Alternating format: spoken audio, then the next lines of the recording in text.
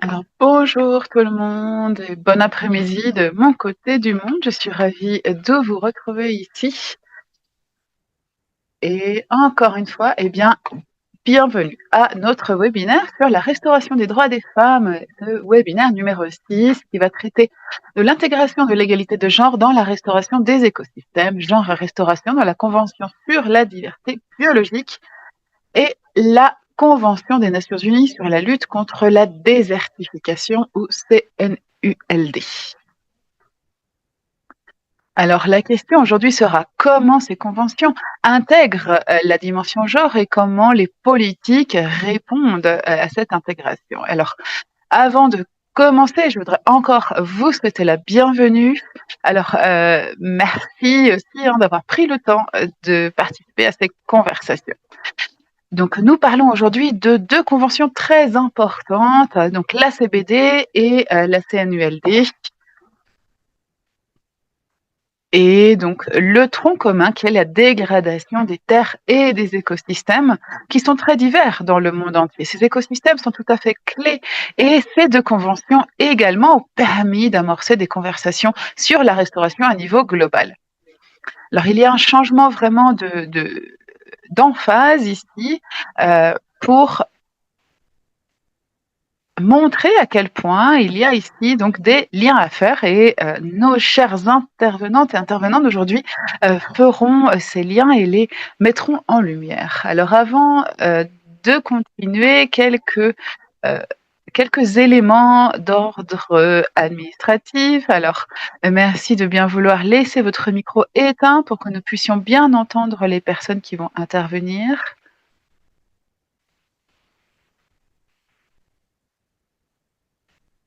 Alors, nous allons parler principalement en anglais, mais vous avez accès à l'interprétation en français et en espagnol. Alors, vous pouvez utiliser la fonction interprétation en bas de votre écran.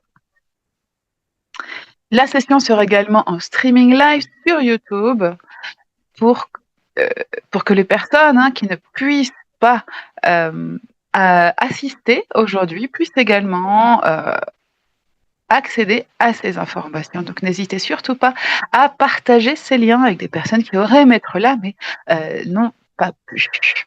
Et puis, il y a également la fonction questions-réponses qui est activée. Donc, merci de bien vouloir mettre vos questions dans cette petite boîte pour que les intervenantes puissent y répondre au fur et à mesure, sans forcément avoir besoin d'attendre la fin de la session. Et enfin, n'hésitez pas à nous dire d'où vous nous rejoignez, ce que vous faites. Et pour cela, vous pouvez utiliser le chat. Donc, simplement pour vous présenter, dire quelques mots sur vous. Avant de parler de nos intervenantes, alors je voulais simplement vous dire quelques mots sur cette initiative de Restore Her Rights, donc restaurer les droits des femmes. Elle est née avec le besoin d'amplifier les voix des femmes, surtout des femmes qui appartiennent à des communautés marginalisées, des peuples autochtones, des communautés locales. Donc nous voulons vraiment montrer, visibiliser ce qui se passe sur le terrain. Et pour cela, nous avons défini 4 grands objectifs. Le premier à voir avec la promotion des droits. Très souvent, les politiques, les programmes, cela est vraiment un défi systémique. Donc tous ces politiques, programmes, initiatives qui travaillent sur les restaurations ne promeuvent pas forcément l'accès des femmes. Donc c'est le premier pilier. Le deuxième, c'est aussi célébrer les progrès qui ont été faits grâce aux femmes dans les communautés et pouvoir vraiment amplifier ces expériences à tous les niveaux. Troisième objectif, c'est la collaboration, avoir des espaces d'apprentissage, de dialogue, d'échange entre des activistes, mais aussi avec des universitaires, des organisations du monde entier. Et enfin, l'idée est de partager avec les femmes des outils, des ressources et des initiatives de renforcement des capacités pour continuer à tisser ce travail dans le monde entier. Alors, quelles sont les composantes essentielles? Eh bien, Women for Biodiversity est connue beaucoup pour son plaidoyer, car notre intention est de faire entendre les voix des femmes, d'assurer leur inclusion dans tous les domaines de la politique. Donc c'est vraiment le premier point, hein, le plaidoyer. Enfin, deuxième point, raconter les histoires. Nous avons développé des outils numériques, visuels pour partager ces histoires. Et nous souhaitons également donc avoir une plateforme d'échange communautaire ainsi qu'un centre de ressources et d'apprentissage. Donc ces deux espaces sont autant des forums que des propositions d'ateliers pour se former et échanger sur tous ces thèmes. Donc voilà les 4 composantes clés de notre initiative. Alors, aujourd'hui, je voudrais vous présenter donc nos intervenantes. Nous aurons Karen Elisabeth Bernard, qui est responsable des questions de genre dans la Convention des Nations Unies sur la lutte contre la désertification.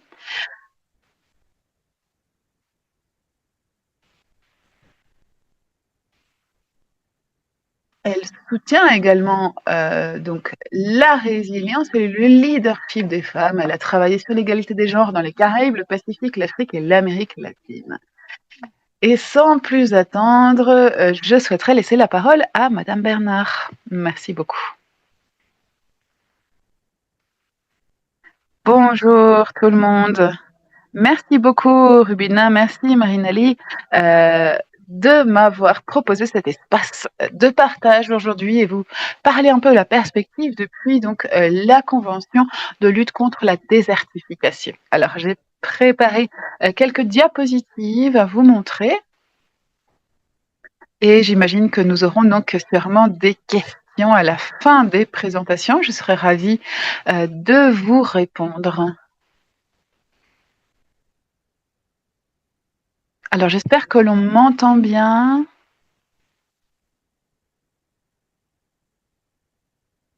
Oui, c'est parfait. D'accord, merci beaucoup. Donc, quel est notre cadre pour donc la CNULCD ou la Convention de lutte contre la désertification? Eh bien, notre travail est d'intégrer le genre et les femmes dans le travail que nous faisons autour de la restauration des terres. Et nous avons adopté un plan d'action genre. Hein. Ce sont les parties qui ont ratifié ce plan, qui l'ont adopté en 2017. Pardon. Ce plan, alors, avant de rentrer dans les détails, je vais vraiment parler de dégradation des terres, de désertification et de sécheresse également. Cela est très lié à la restauration et nous allons voir comment répondre à ces phénomènes. La restauration des terres est bien entendu une part très importante des solutions et fait partie intégrante de notre programme. Alors, nous avons 4 priorités pour l'action au sein de la Convention. La première, c'est la participation des femmes dans les décisions, dans leur élaboration, leur planification, la mise en œuvre et l'évaluation des initiatives de mise en œuvre de la Convention. Deuxième point, renforcer l'accès des femmes pour renforcer leurs connaissances et leur accès aux technologies. Troisième point, intégrer l'autonomisation économique des femmes dans la Convention et dans toutes les activités de mise en œuvre de la Convention afin d'éradiquer la pauvreté extrême et enfin renforcer les droits fonciers des femmes et leurs accès aux ressources. Comme vous pouvez voir, ce sont 4 priorités assez générales et les parties, donc les pays membres, nous ont demandé d'élaborer une feuille de route beaucoup plus spécifique pour détailler le type d'activité qui pourrait être mise en œuvre pour répondre à ces stratégies, à ces priorités. Donc voilà à quoi ressemblent ces feuilles de route. En 2022, nous avons adopté la première donc feuille de route générale sur le genre pour guider et accélérer la mise en œuvre du plan d'action genre grâce à des approches qui intègrent le genre et des approches également transformatrices. Alors, nombreuses sont les activités qui mettent au cœur, hein, les activités de restauration des terres menées par les femmes. Dans la diapositive suivante, je vous présente quelques détails, hein, de cette initiative. Alors malheureusement, c'est assez petit, je sais qu'on ne pourra pas lire tous les éléments, mais c'est une manière d'avoir un aperçu général. Ici, on voit un peu mieux. Donc, ce sont des exemples ici de 2023-2024. Donc, cette feuille de route est alignée avec notre cadre stratégique 2023-2024. Et nous voyons ici les activités qui devraient être mises en place année après année. Nous avons donc développé cette feuille de route depuis le secrétariat. Vous pouvez voir ici le type, hein, d'activité proposée. On intègre ici, bien entendu, les organisations de la société civile, entre autres. On prône également des pratiques de dissémination afin de renforcer la résilience des femmes face aux sécheresses. Nous en reparlerons, hein, par la suite dans cette présentation pour que vous puissiez comprendre à quel point la mise en œuvre de ces initiatives permet la restauration des terres sur une grande diversité, dans une grande diversité de paysages. Il y a ici, donc, comme je le disais, un exemple concret, hein, intéressant, ce sont donc ces pratiques de dissémination de l'adaptation. Et c'est ce que nous montrons par la suite dans les études de cas pour montrer comment les femmes peuvent avoir un rôle de leader pour donc disséminer, hein, ce type de pratique et restaurer leurs terres, tout en améliorant leur résilience aux sécheresses. Nous avons créé des plateformes qui réunissent de nombreux experts, des individus particuliers, des organisations de la société civile, afin de voir comment intégrer le genre dans tous les espaces de la Convention. Voilà quelques exemples. Et nous avons fait face à de nombreux défis, bien évidemment, principalement concernant les connaissances et les données.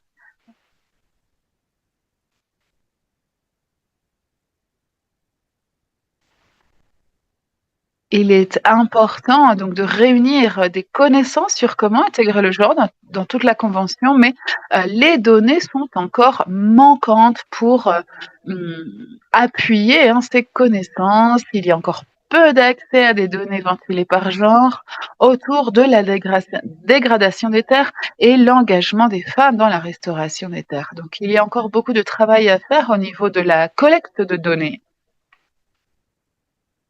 Et très souvent, ces données ne viennent que du niveau local et national. Il est donc important de créer des ponts entre les niveaux. Nous avons par exemple toute une série de statistiques au niveau national qui nous permettent de remplir nos bases de données. Toutefois, il y a encore de grandes lacunes à d'autres niveaux.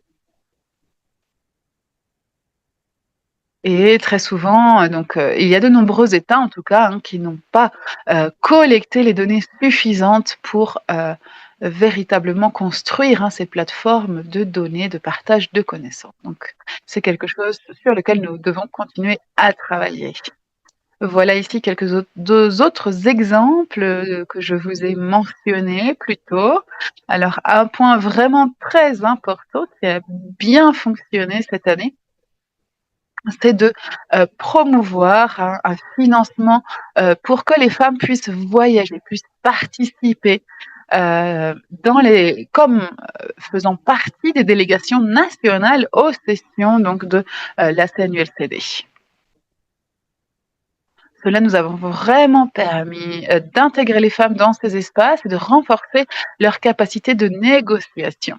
et ces fonds ont été donnés par des donateurs, hein, qui sont très engagés auprès de l'intégration de la dimension genre. Et nous avons également reçu des fonds de la part de l'Union européenne. Donc cela nous a vraiment permis de développer, hein, ce programme et avoir des femmes à tous les niveaux des processus et au sein des délégations, car comme vous le savez, ce sont les délégations qui négocient les décisions qui vont ensuite être décidées, acceptées. Nous avons également établi un mécanisme de suivi de la mise en œuvre du plan d'action genre.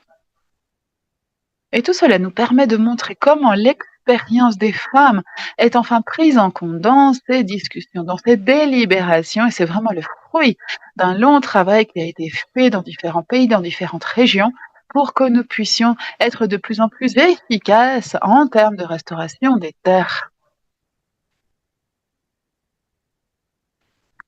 Et pour faire simple, alors, il y a un principe important à retenir qui est la neutralité en termes de dégradation des terres. Et cela est vraiment un principe qui permet d'éviter la dégradation et qui permet de mettre fin à plus de dégradation tout en travaillant à la restauration des terres. Donc c'est vraiment un principe que nous avons intégré et nous avons eu besoin de différentes perspectives et de nombreuses personnes qui travaillent ensemble pour arriver aux meilleures décisions de comment intégrer ce principe et comment le mettre en place. Nous avons développé également des directrices sur l'intégration du genre dans toutes les interventions liées à ce principe de neutralité en matière de dégradation des terres. Alors, une des lacunes, un des obstacles, a encore à voir, hein, donc avec l'accès aux données. Diapositive suivante.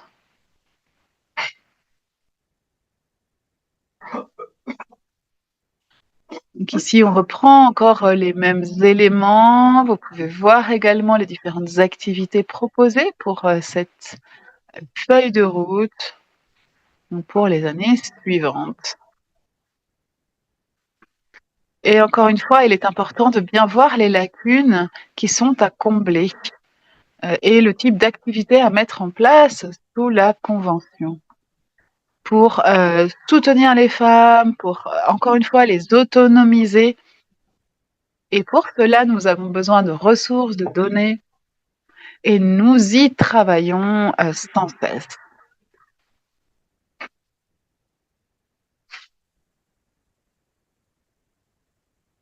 Alors ici, on a d'autres éléments comme la mobilisation des ressources, augmenter la participation, l'engagement, la participation des femmes, bien entendu. Cela peut sembler un peu évident, mais nous avons vu qu'il y a de nombreux espaces où cela n'est pas forcément le cas. Donc c'est important de le souligner encore une fois. Alors j'ai un message, il semblerait que certaines personnes ne voient pas la présentation. Alors je ne sais pas si c'est un problème individuel ou si on peut à nouveau faire le partage de la présentation.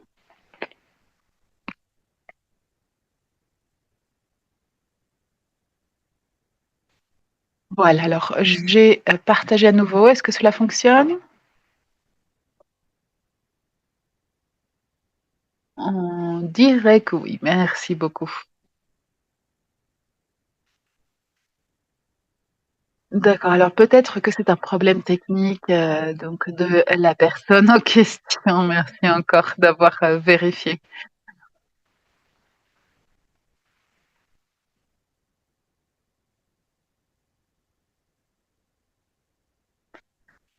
Parfait.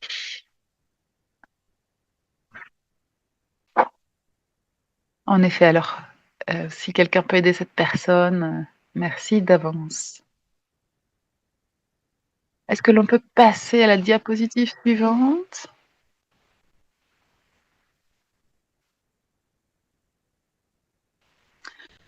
Alors, passons maintenant à la présentation des activités concrètes de cette feuille de route. Alors, pour moi, ce sont des éléments clés. Je suis vraiment ravie de pouvoir dire que nous avons eu le soutien de Marina Aguilar, qui est une experte internationale sur le lien entre genre et environnement, et elle a travaillé pendant très longtemps pour l'UICN. Et l'activité ici présente a à voir avec les recherches pertinentes en termes de politique et de collecte de données, de données probantes, pour donc des solutions qui sont menées par les femmes pour lutter contre la désertification et les sécheresses. Excusez-moi un instant, voilà. Donc cette étude a vraiment montré l'importance de financer, de s'engager auprès de la restauration des terres. Et cela permet également de répondre au manque de données.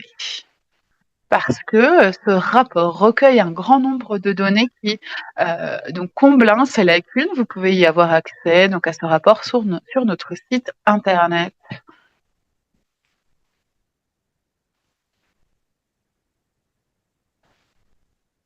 Et nous avons développé après celui-ci d'autres rapports qui se concentrent sur la résilience face aux sécheresses. Alors il y a de nombreux exemples ici que je souhaiterais partager qui parlent d'activités de restauration des terres menées par des femmes pour construire cette résilience aux sécheresses.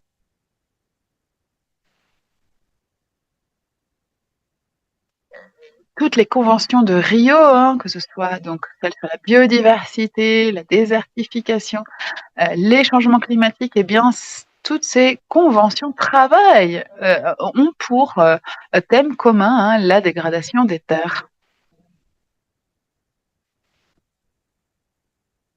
Et ici, notre rapport s'axe principalement sur les femmes et leur contribution à cette restauration des terres.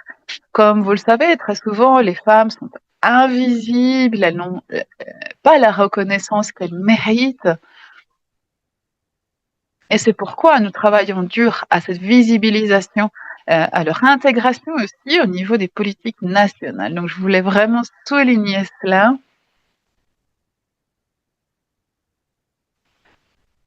Et rappeler que ce sont aussi les femmes et les filles qui sont les plus touchées par la désertification, par les sécheresses.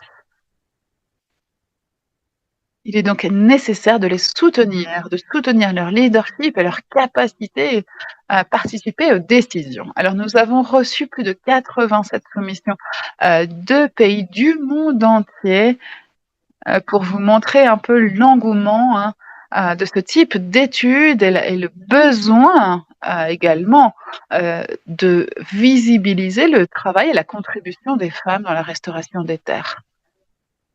Nous avons analysé toutes ces sollicitudes et nous en avons sélectionné 35 qui font maintenant partie de ce document et qui sont donc des études de cas que vous pouvez trouver dans le rapport.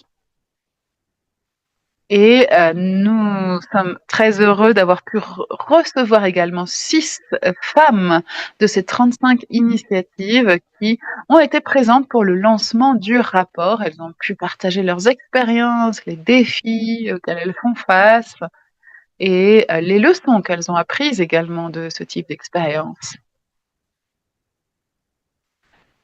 Alors je souhaiterais maintenant partager certains de ces exemples avec vous. Partons tout d'abord au Nigeria avec un groupe qui s'appelle Fantasy Radio, qui est donc un groupe qui a créé une radio.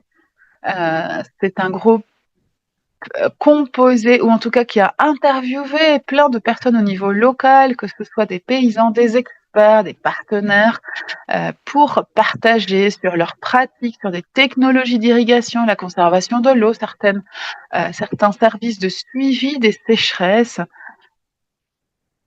Et il s'agit vraiment d'un des projets les plus innovateurs et qui a un impact très fort parce qu'il permet de disséminer l'information, de donner accès aux connaissances pour que les femmes puissent s'engager de manière beaucoup plus participative à la restauration des terres.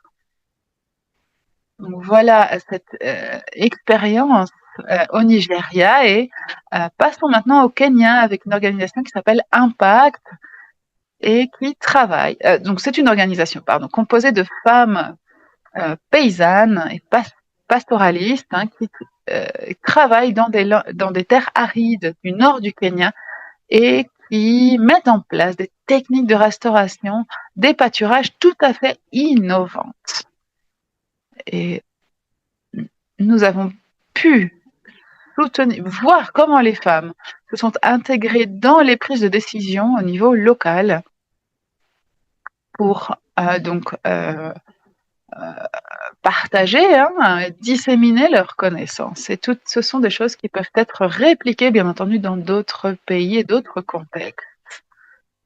Voilà encore deux autres exemples. Alors, en Iran, nous avons une étude de cas très intéressante menée par un professeur, donc Monsieur Mesbazadeh, Madame, pardon, Mesbazadeh, qui travaille avec des champignons mycorhizaux. Alors, je ne suis pas scientifique, je ne peux pas vous dire exactement de quoi il s'agit, mais grâce à ses recherches, elle a pu restaurer la végétation et améliorer la qualité des sols. Et il faut voir que les zones dans lesquelles elle travaille sont des régions désertifiées. Donc, c'est toute la terre qui a besoin d'être restaurée et désalinisée.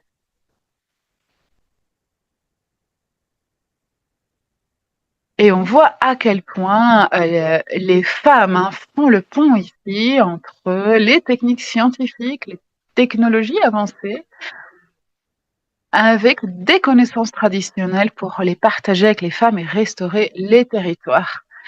Un autre exemple dans la même ligne, c'est une organisation qui s'appelle Sand Green et qui travaille au Maroc. Et donc en anglais, ce terme veut dire donc du sable au vert. Donc cela veut bien dire, explique bien de quoi il s'agit. Donc de vraiment ramener le vert dans des endroits désertifiés. Et elles ont lancé une plantation expérimentale dans le sud du Maroc pour tester des méthodes d'agriculture régénérative pour les zones arides. Cela inclut l'utilisation de la saumure comme un produit, comme un déchet de la désalinisation pour utiliser donc cette saumure qui a des sels et des minéraux pour l'agriculture et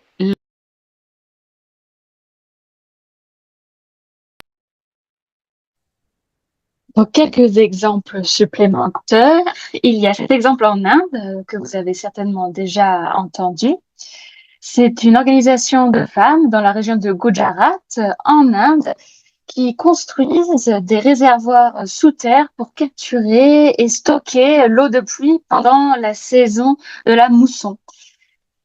Donc, ils construisent ensuite des structures qui s'appellent des bungalows, qui sont faits avec de la paille géante, ou c'est comme une paille géante, pardon.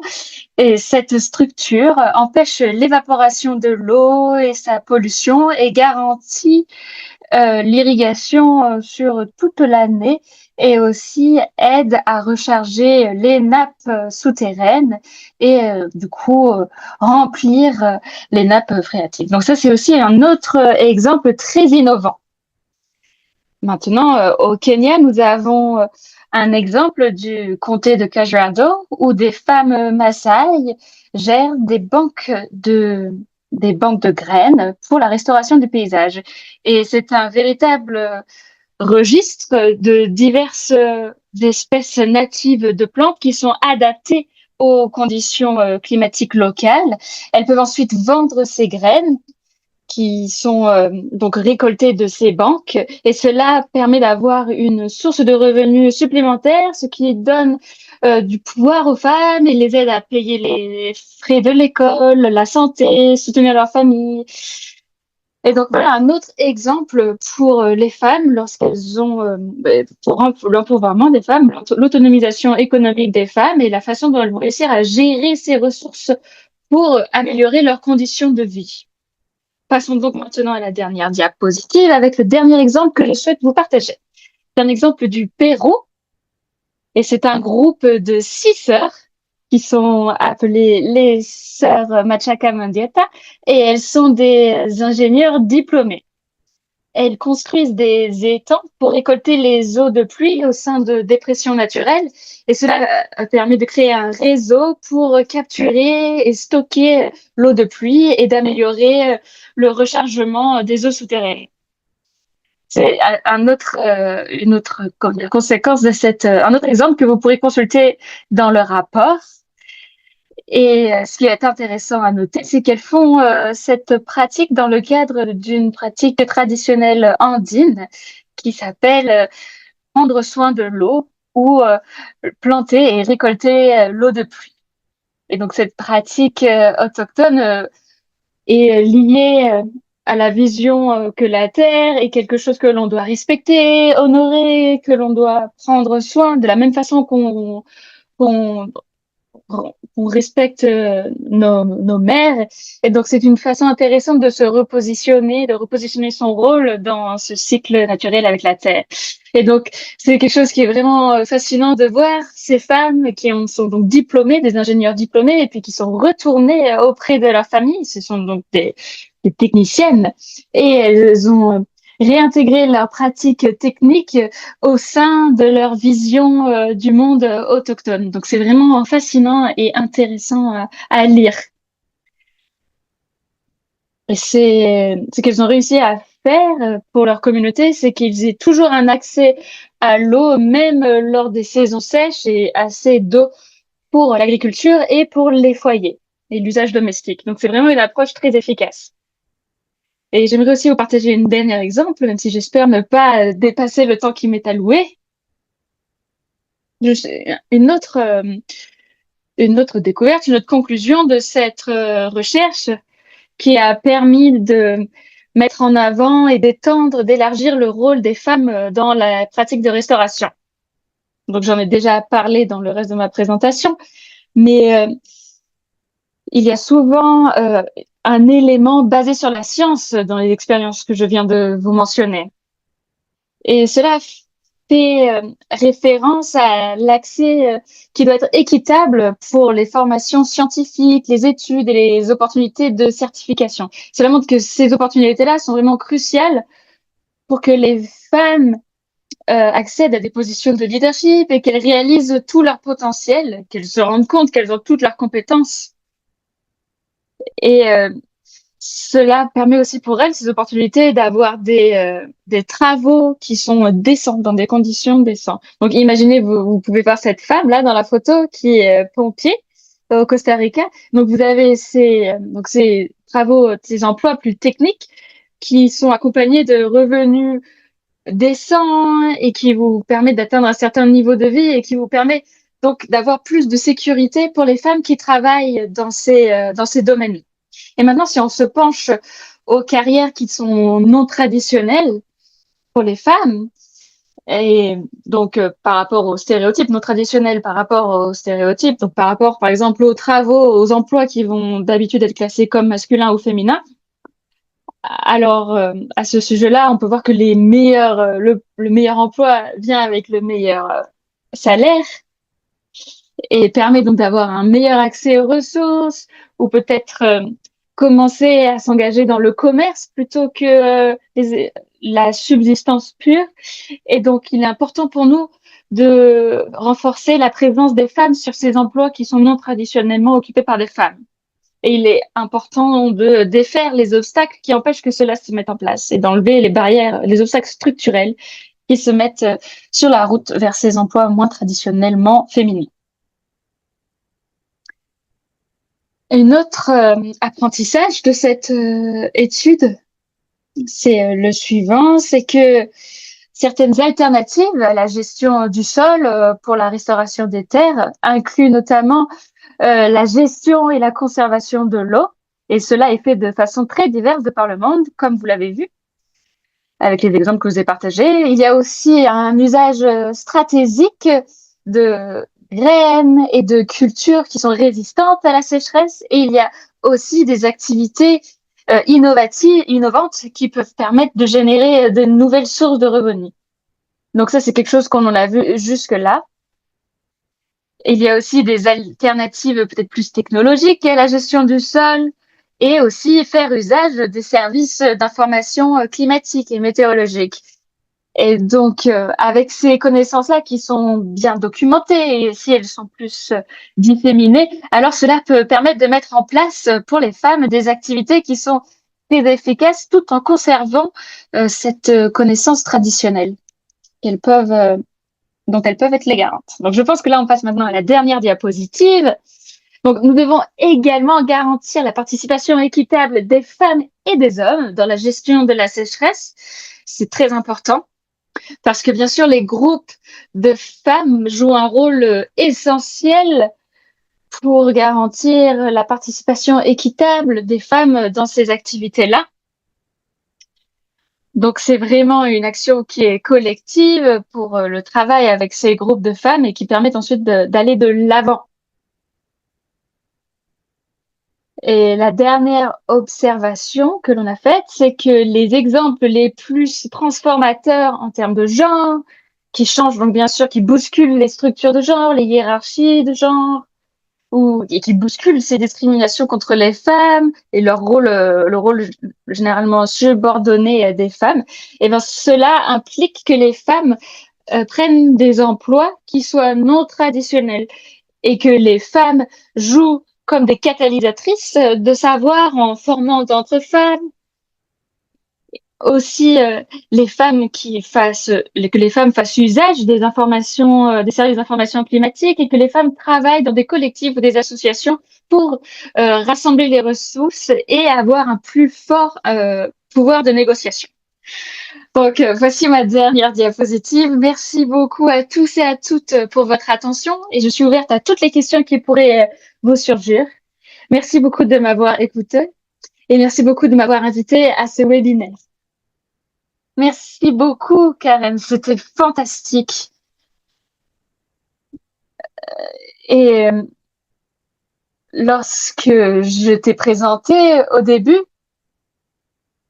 j'ai trouvé intéressant que tu mentionnes que le travail des femmes est souvent invisible, notamment dans les travaux de restauration. Et merci beaucoup d'avoir répondu à mes questions de façon très précise. La première question que je t'ai posée, c'était quelles étaient les lacunes que tu as pu observer et tu as répondu en montrant l'importance de collecter les données et de rassembler les données. Et tu as pu aussi le montrer en le liant avec des études de cas très concrètes. J'aimerais aussi souligner le fait qu'il est très intéressant quand les femmes percent le plafond de verre et qu'elles prennent des emplois qui sont traditionnellement plus masculins. Et donc, pouvoir montrer ces exemples-là grâce à ton travail, c'est vraiment très inspirant. Merci beaucoup. Et donc, avant de passer aux questions-réponses, j'aimerais inviter les intervenants de la CDB, même si je vois que le réseau de Olivier a été très instable aujourd'hui, donc il va peut-être se rejoindre à nous un peu plus tard. Et donc, avant de passer à la CDB, est-ce que je peux demander à Joanne si tu peux continuer cette conversation? Si on peut continuer cette conversation. Je vais juste te présenter rapidement. Donc, je vais te présenter, j'arrête le partage. Et juste un petit instant. Donc, Joanne Lee, est la responsable de l'engagement des parties prenantes pour l'initiative des terres du G20 de la Convention des Nations Unies sur la lutte contre la désertification. Elle fait ça à Bonn, où elle pilote la mobilisation des parties prenantes pour cette initiative mondiale du G20 sur les terres. Elle cumule plus de 11 ans d'expérience en gestion de programme et en droit. Et avant de rejoindre le secrétariat de la CNUCLD, elle était analyste de programme à l'ONU sur l'entité des Nations Unies qui travaillait sur l'égalité du genre et l'autonomisation des femmes. Et donc, j'ai des questions pour toi, mais je te passe la parole directement. Merci beaucoup pour cette invitation. Merci de m'avoir invité à cette série de webinaires. Et avant de parler de l'initiative des terres du G20, j'aimerais juste donner quelques éléments de contexte. Donc, comme vous le savez, le G20, c'est une instance intergouvernementale où se retrouvent les économies du monde les plus développées. Il y a 19 pays, ainsi que l'Union européenne et l'Union africaine. En 2020, ils ont lancé l'initiative mondiale des terres avec l'ambition de réduire de 50% les terres dégradées d'ici à 2050. Donc, on en a déjà parlé. J'étais ravie de voir les 4 objectifs que tu as présentés, Rubina, et c'est intéressant pour moi de voir les liens entre nos différents piliers. Donc, je vais commencer par le premier point que l'on va aborder. Ça va être les études. Notre premier point de travail, c'est de mettre en avant les études de cas. Le dernier, c'est de développer et de renforcer les capacités. Le point numéro 2, c'était de... Donc, cette initiative est... Et nous menons aussi une autre initiative liée avec la restauration. Donc, comme vous le savez, nous n'avons pas notre propre projet de restauration, mais en 2024, nous avons lancé notre programme de microfinancement. Et ce programme a pour but de soutenir les efforts de restauration qui sont menés par les communautés. Nous avons reçu plus de 700 candidatures et on voit donc qu'il y a beaucoup de demandes d'avoir des ressources et notamment des organisations de la société civile qui font ces travaux. Donc, nous avons choisi 39 de ces projets et nous leur avons fourni des subventions qui allant de 5 000 à 15 000 dollars US, dollars des États-Unis. Et donc, parmi les gagnants, il y avait plusieurs projets menés par des coopératives de femmes qui cherchent à retrouver le contrôle sur leur terre. Il y avait aussi beaucoup de travaux sur les travaux liés à la chaîne de valeur et comment améliorer la participation des femmes.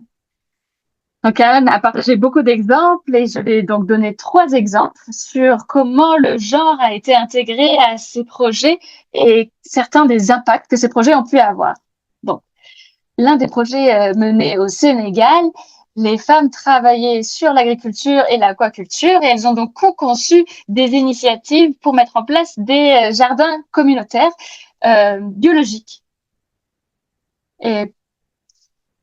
Et ce projet s'atteler finalement au fardeau qui pèse souvent sur les femmes, avec par exemple la rareté des ressources en eau. Et donc avec ce projet, le revenu des foyers des femmes ont augmenté de 25% grâce à ces jardins. Et d'autres membres de la communauté ont pu avoir accès à de la nourriture nutritive. Ils ont aussi fait des formations sur la gestion du sol et cela a aussi aidé à sauvegarder les connaissances traditionnelles et à éviter l'exode. Au Costa Rica, il y a un autre exemple sur 3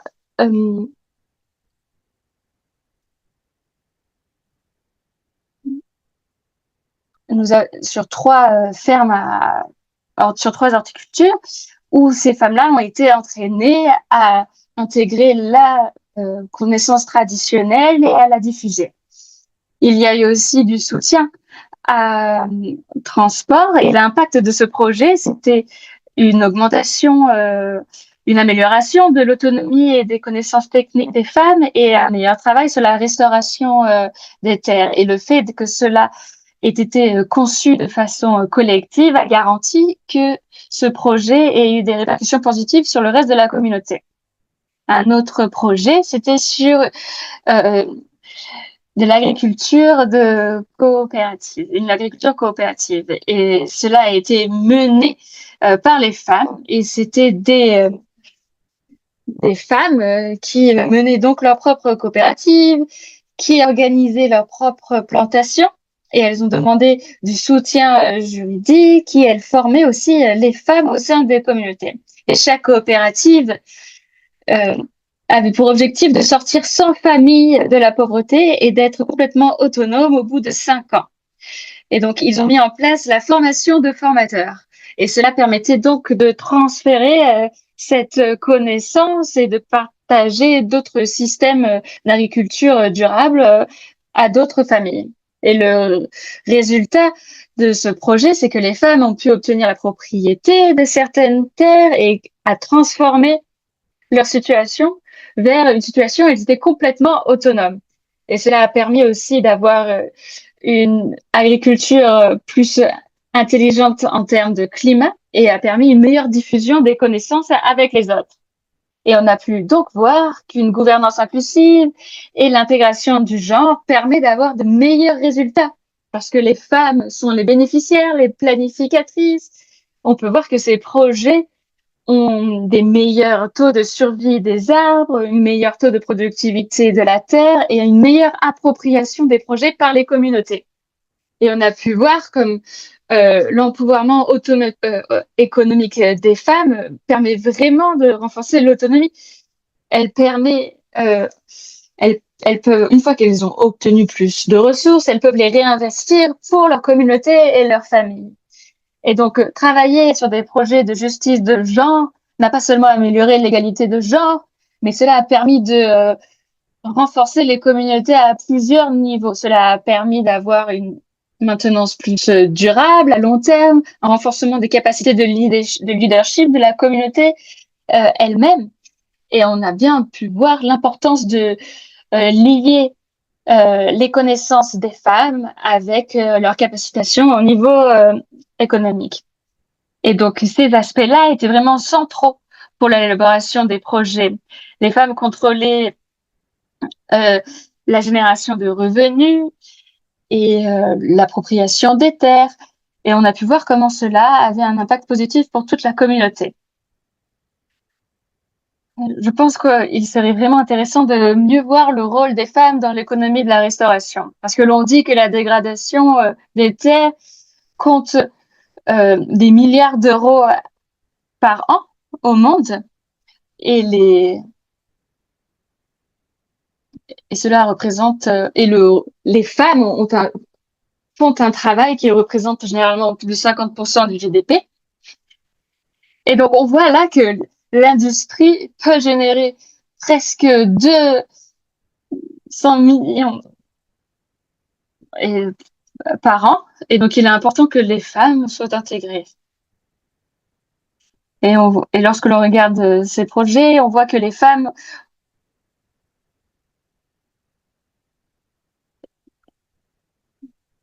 et lorsque l'on regarde les travaux liés à l'environnement, avec les femmes qui prennent une place de plus en plus importante, on peut voir que cela est aligné également avec les autres industries.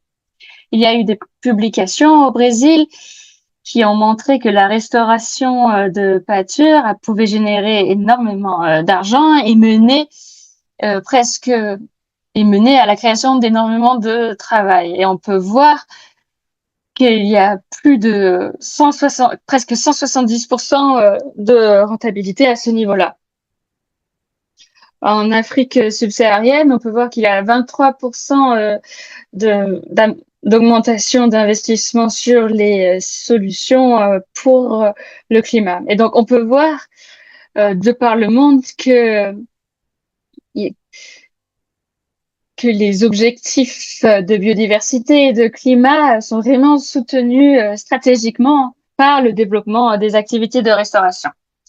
Et l'année dernière, l'initiative pour les terres du G20 a publié un document en montrant qu'il était important, avec certaines recommandations et donnant quelques idées sur comment renforcer ce secteur, notamment en renforçant la responsabilité des différentes parties. Et donc, je pensais à comment est-ce qu'il serait possible de passer à l'échelle les efforts d'égalité de genre et de travailler en partenariat sur ces 4 domaines pour garantir que les femmes soient bien intégrées aux économies de restauration. Donc, le premier flux, ce serait d'intégrer des politiques politiques sensibles en termes de genre dans les cadres politiques. Et cela veut dire renforcer les critères pour intégrer le genre dans la prise de décision et garantir la participation des femmes et ainsi renforcer leur propriété foncière et impliquer les femmes et les organisations menées par les femmes dans ces efforts. Le G20 et la UNCLD ont travaillé avec des parlementaires femmes. Nous avons un atelier tous les étés à Bonn où nous invitons des femmes parlementaires de par le monde chaque année et nous voyons que les femmes parlementaires sont vraiment celles qui mènent les efforts dans leur pays. Parce qu'après l'atelier, elles retournent dans leur pays, elles vont publier des décrets en lien avec la restauration. Et donc, on voit vraiment que au sein des parlementaires, les femmes sont vraiment la voix la plus forte en ce qui concerne ces sujets-là. Et donc, nous organisons un atelier l'été prochain et nous espérons que les participants aujourd'hui pourront nommer les parlementaires pour qu'ils participent à cet atelier. Un autre sujet, c'est de mobiliser des capitaux privés, parce qu'on sait qu'il y a des incentives et des encouragements en termes d'impôts, il y a le marché du carbone, mais il est important que au sein de ces économies, on intègre des projets liés aux femmes et qu'on puisse garantir que les femmes puissent accéder à ces réseaux, ce qui renforcerait leur autonomie économique et renforcer l'impact des projets qu'elles mènent déjà sur le terrain. Et donc, de notre côté, on a un programme pour les jeunes entrepreneurs. C'est un programme d'1 an au cours duquel nous fournissons du mentorat et aussi un incubateur où nous accueillons des des jeunes startups pour qu'elles soient prêtes à recevoir des investissements. Et nous avons tellement de jeunes entrepreneurs, des femmes qui sont si talentueuses. Et nous avons déjà pu voir des femmes qui ont des entreprises qui soutiennent des petits propriétaires agricoles et les aider à utiliser le IoT, l'Internet de localisation des objets, l'Internet des objets et d'autres applications pour analyser leur culture et la santé du sol. Et donc là, c'est juste un seul exemple que je vous cite. Mais voilà, nous soutenons ces jeunes entrepreneuses en leur donnant l'accès à des compétitions de pitch pour qu'elles aient des investissements et aussi qu'elles puissent obtenir des subventions pour lancer leur startup. Et donc, voici comment nous essayons de contribuer à ces choses-là. Et le troisième flux auquel nous pensons, c'est professionnaliser le secteur, parce que nous avons compris que pour passer la restauration à l'échelle, nous devons vraiment renforcer la formation et nous devons renforcer notre base de travailleurs qualifiés à ce sujet-là. Et pour cela, nous avons besoin d'avoir des politiques, nous devons avoir des capitaux privés et il serait vraiment important de renforcer la formation des femmes pour qu'elles puissent vraiment avoir le pied à cette industrie. Et il est important donc de les éduquer parce que c'est comme cela qu'elles seront encouragées à rejoindre ces secteurs-là. Donc, par exemple, le suivi des forêts. Et donc, nous avons conçu plusieurs ateliers sur des outils de SIG, sur l'agriculture durable, la restauration des terres urbaines. Et l'un des ateliers que nous avons se concentre principalement sur les femmes qui travaillent sur l'extraction minière à petite échelle. Et nous avons travaillé avec ces femmes-là qui donc dégradent l'environnement par leur activité et nous avons travaillé avec elles pour qu'elles acquièrent d'autres compétences plus en lien avec la restauration de la terre. Donc, nous avons travaillé avec le gouvernement et avec des universités liées à la mine. Et il serait vraiment super que d'avoir plus de formations spécialement dédiées aux femmes. Et comme cela, en professionnalisant le secteur, on pourra rendre plus officiel ce secteur-là et avoir plus de main-d'œuvre, entre guillemets, à ce niveau-là. Et comme Karen l'a mentionné, il est important que l'on puisse suivre les données liées au genre. Et c'est pour cela que ces indicateurs sensibles au genre doivent être intégrés en politique pour que l'on puisse garantir la participation. Nous avons lancé récemment une plateforme des données avec beaucoup de couches de données différentes, en mettant notamment l'accent sur les stress environnementaux. Vous pouvez suivre par exemple les différents incendies qui se passent par le monde. Il y a aussi des indicateurs liés aux éléments socio-économiques. Et nous sommes en train de soutenir la présidence de la COP30 au Brésil à élaborer un outil de cartographie pour cartographier certaines aires qui auraient du potentiel pour l'investissement. Parce que le Brésil met la priorité sur la restauration des terres en souffrance et dégradées. Et donc, voici quelques exemples sur le travail que nous essayons de mener avec des parties membres, avec des organisations de la société civile, avec les universitaires, les organisations de femmes et le secteur privé. Nous faisons tout notre possible pour obtenir le plus de soutien pour ce secteur de la restauration. Et nous voyons ce marché qui va grandir de plus en plus au fil du temps, et nous voulons garantir que les femmes soient vraiment présentes sur cette industrie de la restauration. Donc, merci beaucoup, Rubina. Merci beaucoup pour ces questions et je reste à votre disposition.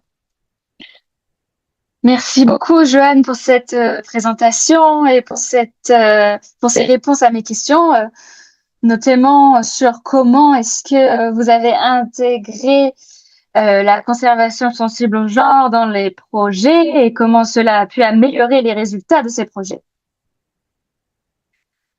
Le problème, c'est qu'on en a perdu Olivier à cause de son Internet. Donc, passons directement à la discussion. Il y a une question qui a été posée dans le chat qui pourrait s'adresser autant qu'à toi, Karen. Il a posé la question sur comment est-ce que les équipes de projet ont pu gérer les conflits communautaires en termes de différences culturelles.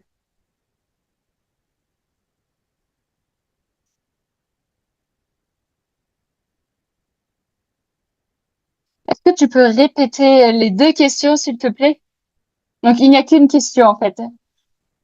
Parce que Ujo est en train de demander comment est-ce que les équipes de projet avec des objectifs de genre qui se rentrent en conflit avec les normes sociales locales ou les hiérarchies de pouvoir.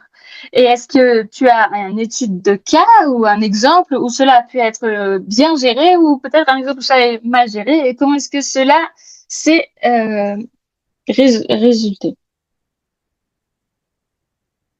Est-ce que quelqu'un veut répondre à cette question?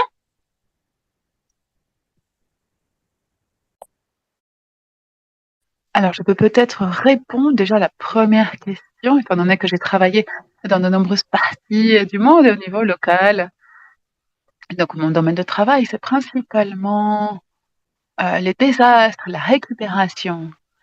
Mais lorsque l'on développe un projet, eh bien, il y a de nombreuses négociations qui prennent place.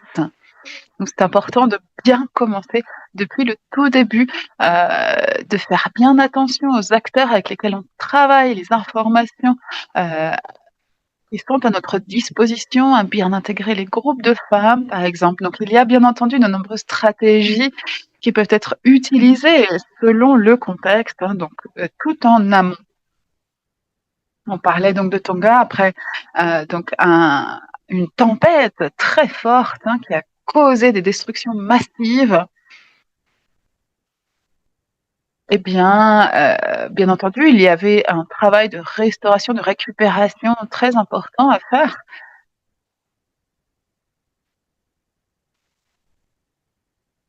Et nos projets donc de récupération après le désastre ont intégré des postes, des emplois temporaires pour aider à cette récupération. Et donc cela a été très utile. J'ai vu donc ce type de technique également utilisée dans d'autres parties du monde. C'est par exemple récolter tous les débris, nettoyer les espaces. Donc, au moment de l'élaboration du projet, eh bien, je me souviens que je parlais avec les officiels du gouvernement dans un pays qui, à cette époque, ne faisait pas partie de la Convention Silla parce que le gouvernement pensait que les femmes ne devaient pas pouvoir avoir accès à la terre au titre de propriété. Donc, je travaillais sur ce projet et donc je commençais à réfléchir à ces emploiements temporaires. Mais une des conditions, c'est que il y ait une parité pour donc ces emplois et qu'elles soient payées, que toutes ces personnes soient payées à la même hauteur. Alors, j'étais en train de négocier avec le gouvernement. Imaginez, cette personne en face de moi me disait, donc vous voulez que les femmes travaillent? Et j'ai répondu oui, oui, oui. J'ai besoin que les femmes travaillent. Ce n'est pas moi qui ai besoin de cela. C'est la communauté locale, les personnes avec qui j'ai discuté m'ont affirmé que les femmes souhaitaient travailler. Et à cette époque, c'était une femme à la tête du PNUD, hein, pour la première fois de son histoire d'ailleurs. Donc il y avait tout ce soutien et je pouvais aussi donc dire au ministre, ce n'est pas ma décision, hein, c'est la décision de Helen Clark, donc qui était à l'époque chef du PNUD. Et il y avait donc plus vraiment d'espace pour lui, hein, d'aller à l'encontre de cette proposition. Donc voilà un peu le contexte dans lequel nous avons dû négocier. Nous avons réussi à faire en sorte que les femmes soient engagées parce que j'ai pu donc dire au ministre, écoutez, si vous n'êtes pas d'accord avec cela, eh bien, nous allons perdre ces financements et c'est la seule manière hein, pour votre peuple, pour ces communautés de survivre. Alors, il a commencé à lâcher un peu du lest, à se dire bon d'accord, mais toutefois, les femmes ne peuvent pas faire le même travail que les hommes, elles ne peuvent pas lever des choses très lourdes. Alors, nous avons pu négocier autour de cela, voir des tâches peut-être différentes, mais la base non négociable, c'était la parité et une paye qui soit égale. Et au final, ce qui est arrivé, c'est que les femmes sont devenues superviseurs. Hein, on commençait à organiser, à coordonner les équipes de travailleurs. Alors, cela, c'est très compliqué.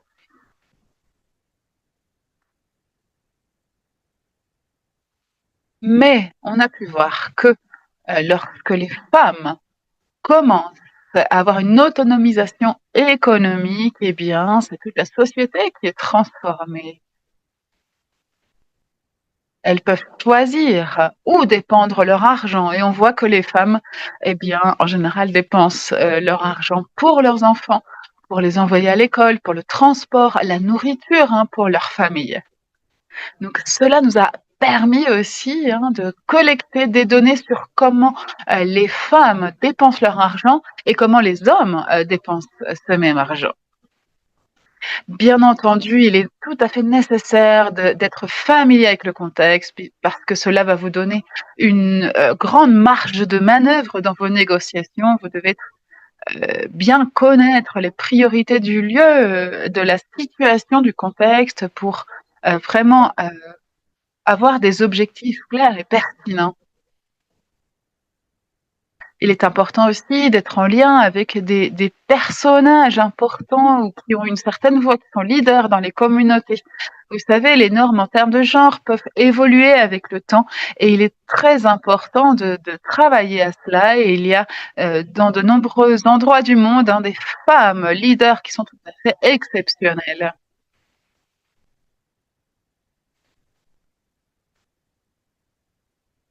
Alors, dans le cas d'études hein, que je vous partage, eh bien, cette monarchie, qui est la dernière monarchie hein, de ces îles du Pacifique, eh bien, cette monarchie avait une reine. Et c'était une figure très importante, très présente. Elle a beaucoup investi dans le système éducatif. C'est une leader très sage, avec une voix qui était entendue. Et on peut voir que peu importe la situation patriarcale du pays, eh bien, on peut trouver des femmes qui ont un impact, qui sont écoutées. Et elles connaissent les normes, les valeurs de leur propre culture, ce qui est très important et un grand bénéfice pour ces projets. Merci beaucoup pour cette histoire vraiment incroyable et voir comment on peut faire évoluer les normes sociales dans des contextes de récupération d'un désastre. Donc merci beaucoup pour cela. De notre côté, nous avons aussi toujours créé beaucoup d'ateliers pour améliorer les compétences et montrer comment la restauration n'a pas que des impacts en termes environnementaux, mais aussi sociaux. D'aider les personnes à sortir de la pauvreté, comment cela contribue au développement social, au développement économique également.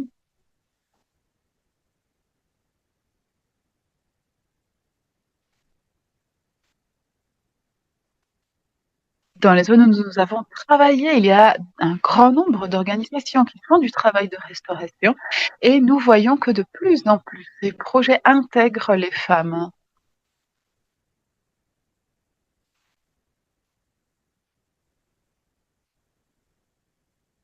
Nous voyons que les femmes euh, s'engagent de plus en plus auprès du travail de restauration des terres. Et on peut voir que ces groupes peuvent tout à fait avoir des rôles de leader dans cette restauration. Voilà donc un exemple général de comment aller au-delà des barrières culturelles et sociales, comme l'a dit Hélène, comme l'a dit Karen, pardon. Merci beaucoup, Karen et Joanne. Merci pour ces commentaires. En effet, on voit que ces groupes de la société civile peuvent être des catalyseurs pour amener un changement transformateur et vraiment aller au-delà des barrières culturelles et sociales. Et très souvent, les communautés sont largement gouvernées par ce type de normes sociales. Alors bien entendu, cela prend parfois du temps et peut-être tout un défi.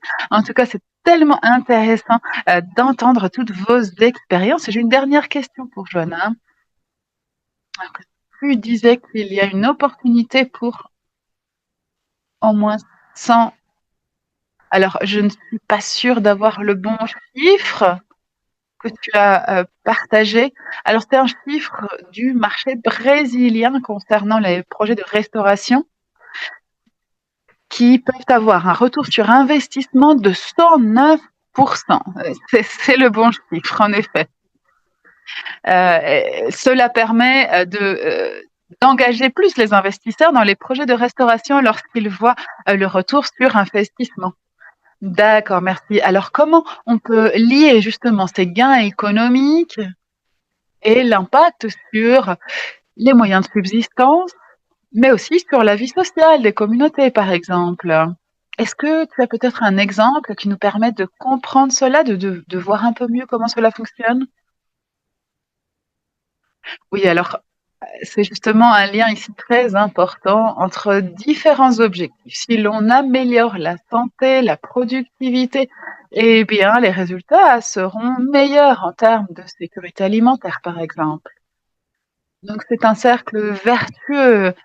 Plus il y a d'investissements, plus il y a de produits à vendre sur les marchés. Ils peuvent également commencer à exporter leurs produits dans d'autres pays. Et cela génère plus de croissance économique dans ce pays. Et la restauration des terres permet également de diminuer l'empreinte carbone et de vendre des crédits carbone pour d'autres pays, par exemple. Donc, si l'on investit dans la restauration des terres, il peut y avoir également un retour sur investissement. Parce que si vous investissez dans cette restauration, eh bien, vous pouvez transformer cette terre en un espace productif, que ce soit l'agriculture, etc. Donc, il y a vraiment un grand nombre de bénéfices, même pour les investisseurs, suite à une restauration de terre. Donc, si l'on investit dans la terre, on investit aussi dans la sécurité alimentaire, dans la diminution de la pauvreté, on combat la perte de biodiversité. Il y a tellement de liens et cela fait tellement sens d'investir dans la restauration des terres. Merci beaucoup, c'est très intéressant d'entendre tout cela et de voir comment euh, comment créer un changement vers une économie qui soit basée sur la restauration des terres. Cela donne beaucoup d'espoir. Et j'ai beaucoup apprécié l'exemple de l'Iran également. On voit qu'une zone désertifiée a pu être restaurée en terre arable. Donc cela est tout à fait fascinant. Merci vraiment d'avoir partagé tous ces exemples. Alors, s'il y a d'autres questions de la part des participants, eh bien, n'hésitez pas à les partager. Sinon, je pense que nous pourrions passer la parole à Mrinda Lirai pour ses remarques de clôture, donc qui est notre directrice de Women for Biodiversity, en espérant qu'elle pourra également nous parler plus de comment la Convention sur la biodiversité peut être utilisée pour plaidoyer pour la restauration des terres. Donc, Mrinali, la parole est à toi.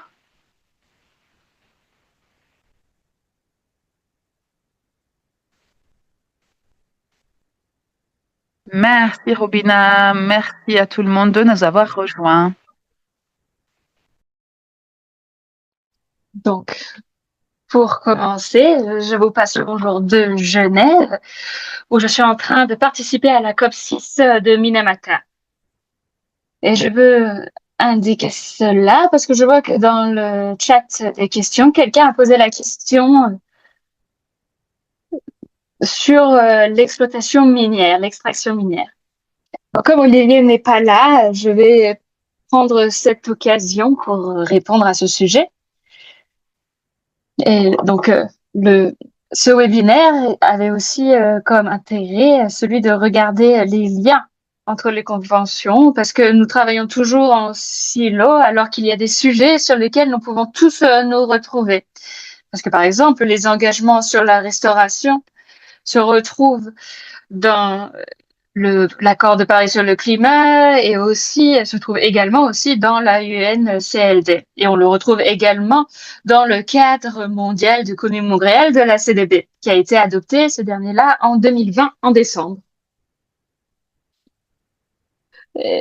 Et donc, ce que l'on voulait également, avec Women for Biodiversity, d'avoir cette discussion, c'était qu'il y a des efforts de restauration qui sont très importants et qui soutiennent les engagements des parties.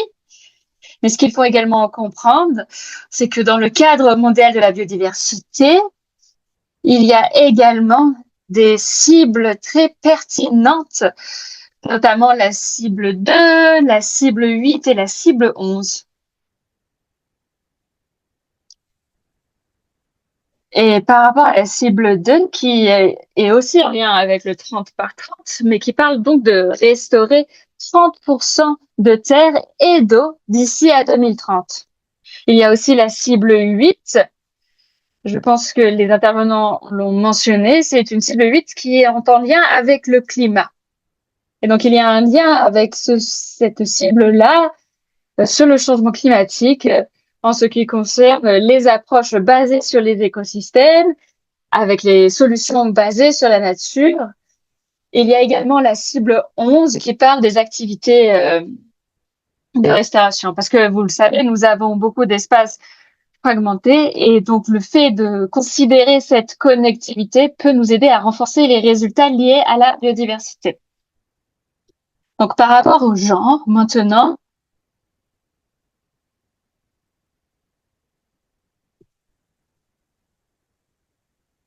pardon, mon téléphone était en train de sonner. Donc, ce qu'il faut comprendre, et c'est ce que Karen et Joanne ont également mentionné, c'est qu'il y a des occasions de se compléter mutuellement entre les conventions. Et comme Karen et Joanne l'ont mentionné, il y a différentes initiatives qui sont en cours. Il y a l'UNCLD qui a un ambassadeur des terres. Il y a aussi des fonds qui sont alloués. Et il est aussi important de connaître le système de restauration qui est tenu par le PNU et la FAO. Et l'un des principaux agendas de ce travail, c'est de garantir que les efforts de restauration soient amplifiés et contribuent à tous ces cadres, donc le cadre mondial de Commune Montréal, l'accord de Paris. Et donc, il y a beaucoup de choses qui se produisent, qui se passent en parallèle. Et donc, il est important que l'on ait tous un panorama de ces choses parallèles qui se passent. Et nous devons vraiment garantir que tous ces processus, tous ces procédures, tous ces politiques, tous ces plans garantissent l'inclusion d'une dimension de genre dans tout cela. Parce qu'il est important de savoir que les femmes sont les principales contributrices et cela est vraiment soutenu par beaucoup d'études scientifiques, même si beaucoup et très souvent leur travail est considéré comme un travail volontaire. Et donc, on parle d'accès au renforcement des compétences, d'accès aux technologies, d'accès à la prise de décision. Et donc, tous ces espaces pourront nous permettre et permettre aux organisations de femmes de faire le travail pour que les femmes soient vraiment intégrées. Et non pas seulement leur contribution. Parce que oui, les femmes jouent un rôle crucial. Parce qu'on a parlé des aspects socioculturels. Et donc, par exemple, on regarde ces aspects socioculturels, on peut se dire, ah, c'est ça que les femmes font. Elles prennent soin, elles transfèrent les connaissances de génération en génération. Donc, c'est ce que font les femmes. Mais comme l'a dit Joanne, pour que les droits protègent l'empouvoirment des femmes, il y a un élément que l'on oublie souvent, c'est les moyens de subsistance. C'est que les femmes ont aussi le droit de se développer. Et donc, il est intéressant de voir comment est-ce que l'on peut soutenir cela.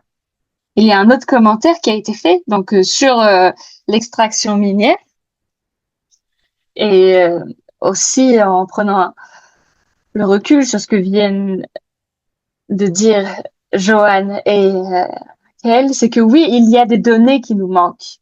Nous avons des données qui nous manquent par rapport à la conservation, par exemple.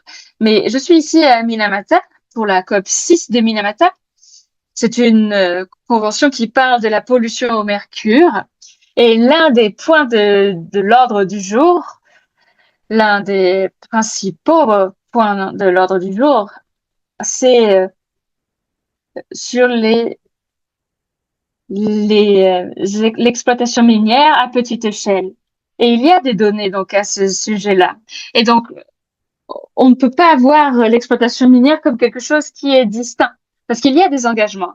Donc, vous avez l'exploitation minière qui vient soutenir le développement des économies, mais vous avez aussi d'autres engagements internationaux qui demandent à ce que l'on conserve et à ce que l'on restaure notre environnement. Et donc, comment est-ce que l'on peut équilibrer tous ces engagements? Et donc, bien sûr, il y a des sujets politiques, des sujets économiques. On parle par exemple de la transition juste, mais tout cela, il y a des impacts sur les politiques en lien avec la biodiversité, mais cela a également un impact sur les peuples autochtones et les communautés locales, et parmi celles-là, bien sûr, les femmes et les enfants. Un exemple, dans l'exploitation minière à petite échelle, c'est quelque chose que l'on discute dans le forum dans lequel je suis, c'est que d'après les données, il y a 50 millions petits exploitants miniers.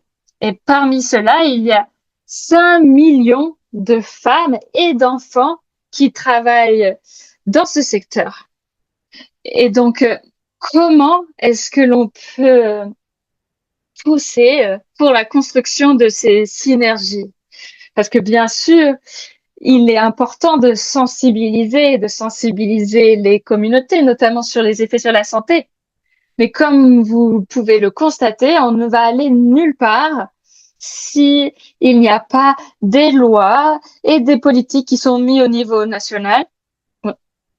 Déjà, il faut reconnaître qu'il y a un problème, montrer par exemple que les exploitants à petite échelle, les exploitations minières les exploitants miniers à petite échelle contribuent à la perte de la biodiversité. Mais il y a aussi cette neutralité de dégradation des terres.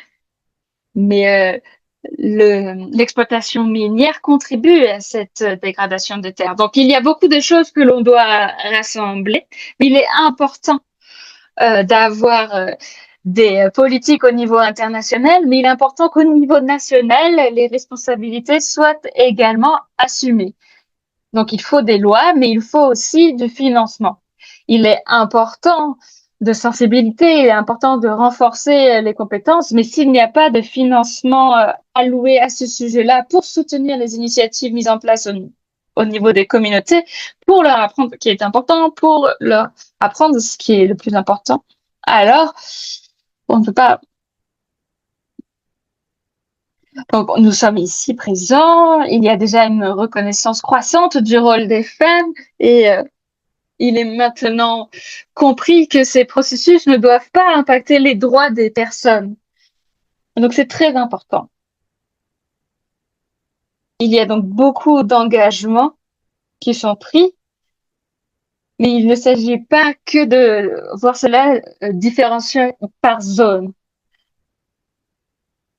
On ne parle pas forcément de 50 millions, 50 000 zones, 50 000 hectares qui devraient être alloués à la restauration des terres, mais dans cette zone-là, il y a aussi peut-être des droits d'autres populations autochtones qui sont liées. Donc, comment est-ce qu'on peut faire des études de cas avec des exemples qui peuvent montrer ces liens et qui puissent permettre ensuite d'obtenir les financements nécessaires?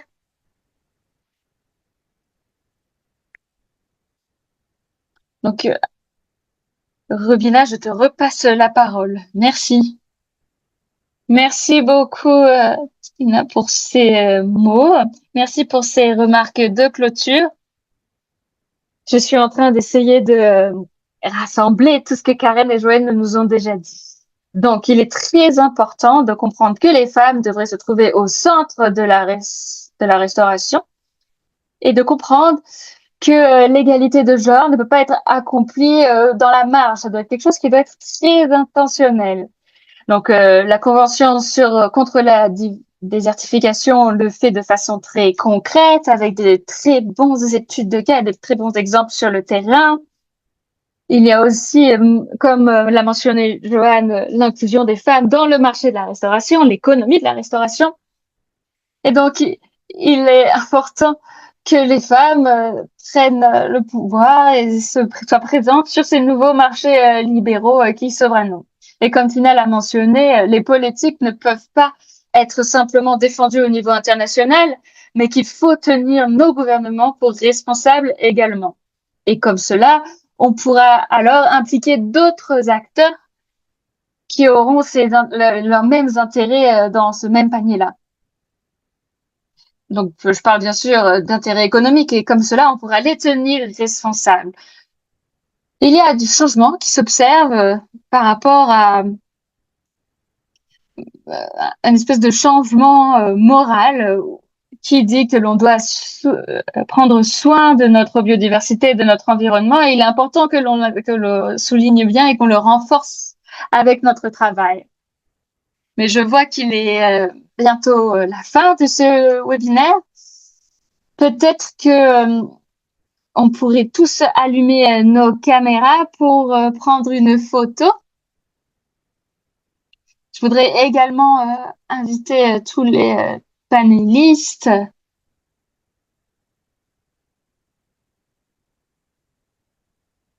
Ah, excusez-moi.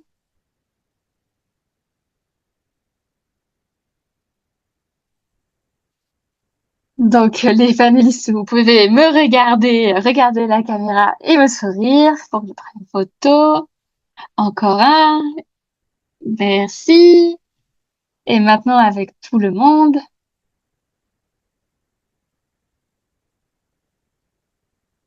Merci pour votre patience.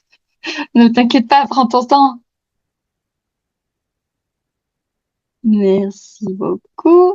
Un, deux, trois. Encore une. Merci. Merci beaucoup, Soumina. Merci encore à tous et à toutes. Merci, Karen et Joanne, d'avoir pris du temps dans vos vies très occupées pour nous partager toutes ces informations et toutes les conclusions de votre travail. C'était vraiment un webinaire passionnant.